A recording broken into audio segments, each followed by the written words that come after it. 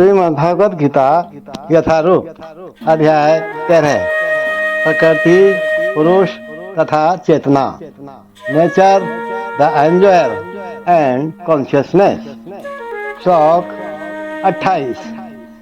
भगवान प्रकृति और पुरुष के बारे में आगे बताते हुए अर्जुन से कहते हैं कि वास्तव में देखता कौन है, असल में दृष्टा है कौन।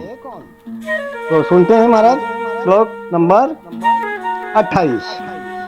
समम सर्वेषु भूतेषु तिष्ठन्तं परमेश्वरं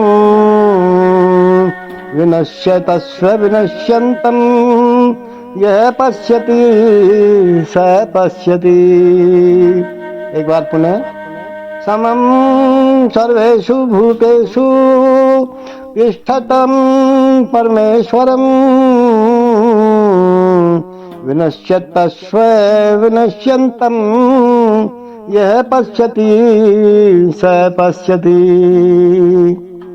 भगवान कहते हैं अर्जुन से, जो परमात्मा को समस्त शरीरों में आत्मा के साथ देखता है और जो यह समझता है कि इस नश्वर शरीर के भीतर न तो आत्मा न ही परमात्मा कभी भी विनष्ट होता है, अर्थात कभी खत्म नहीं होता है, वही वास्तव में देखता है।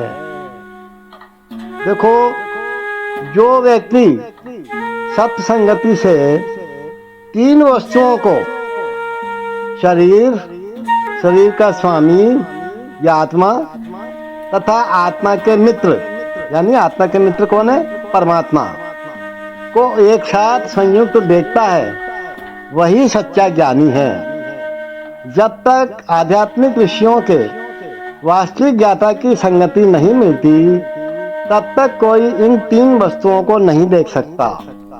जिन लोगों की ऐसी संगति नहीं हो होती है या नहीं हो पाती है, वे अज्ञानी हैं।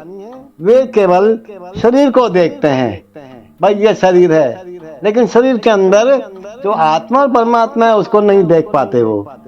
और जब ये शरीर भी नष्ट हो जाता है तो समझते हैं कि सब कुछ नष्ट हो गया, लेकिन वास्तविकता तो ये नहीं है ना। शरीर के विनष्ट होने पर आत्मा तथा परमात्मा का अस्तित्व बना रहता है महाराज, और वे अनेक विविध चर तथा अचर रूपों में सदैव जाते रहते हैं। कभी कभी संस्कृत शब्द परमेश्वर का अनुवाद जीवात्मा के रूप में किया जाता है, क्योंकि आत्मा ही शरीर का स्वामी है और शरीर के विनाश होने पर वह अन्यत्र देहांतरण कर जाता है।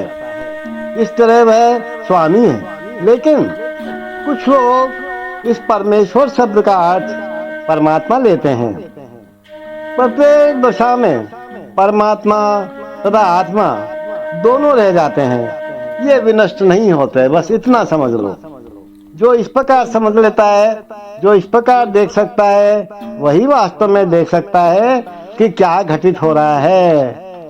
One who sees the super soul accompanying the individual soul in all bodies, and who understands that neither the soul nor the super soul within the destructible body is ever destroyed, actually sees